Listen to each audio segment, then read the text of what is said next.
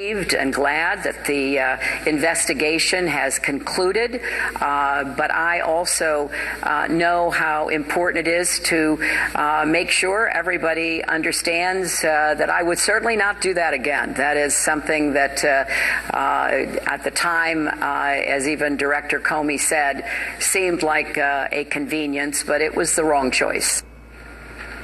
Well, wrong choice, but this is how the polls show this. ABC, Washington Post. FBI's decision to not charge Clinton, approve 35%, disapprove 56%. Does it make you worried about what she'd do if elected president as a result of this? Worried, 57%. Not related, 39% is the next one. There you go.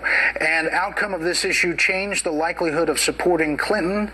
And there you see the breakdown. More likely, 10%, less likely, 28%, no difference, 58%. But the big one, I guess, there is the decision to not charge Monica. 56% say that was the wrong decision. It was a mistake. Yeah, I think the American people understand and know crime and corruption when they see it. And Director Comey laying out the entire case against her, which was pretty powerful and pretty devastating against Mrs. Clinton, only to turn around and say, but we are declining to recommend charges. I think the American people see an enormous disconnect between what they know she has done and the FBI's decision. And there's a broader point here. There's a bigger disconnect, which is playing into this whole election.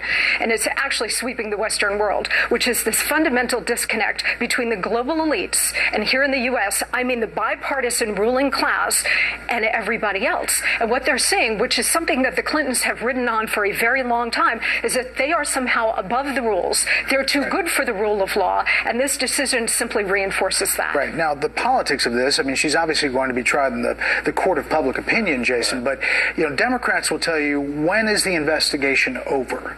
When they say no charges, when the Benghazi report comes out, they say this is it, right? They want it to be over. So is it over? I don't think it's up to them whether it's over. And based on that poll, a lot of Americans don't think it should be over. Speaking of politics, though, I think Donald Trump has detected a big opening here.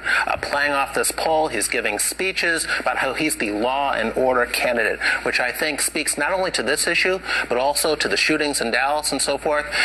Sort of reminiscent of Richard Nixon back in 1968. People see chaos out there. They want sanity brought to